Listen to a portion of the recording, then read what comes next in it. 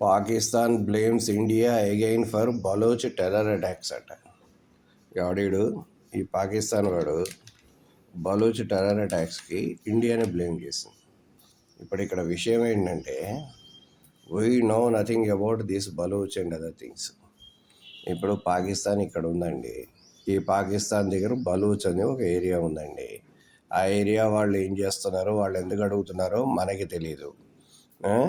కానీ ప్రపంచంలో అమెరికాలో పెద్ద పెద్ద పెద్ద CIA, సెంట్రల్ ఇన్వెస్టిగేటివ్ ఏజెన్సీ, దానికి పూర్తిగా బలూచిస్తాన్ కావాలంటుంది సపరేట్గా ఒక కంట్రీ అన్న విషయం తెలుసు. వాళ్ళ రిపోర్ట్స్ అన్నీ ఉన్నాయి.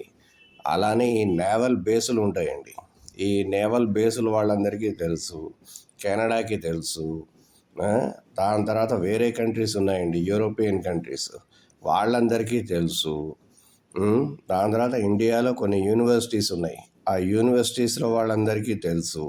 అసలు ఈ బలూచిస్తాన్ వాళ్ళు ఎందుకు అడుగుతున్నారో దాని మీద పెద్ద పెద్ద థీసిస్లు రాశారు. నేను ఆ లింకులన్నీ చూశాను. చూస్తే అర్థమైందేంటి, ఇది పాత ఇష్యూ.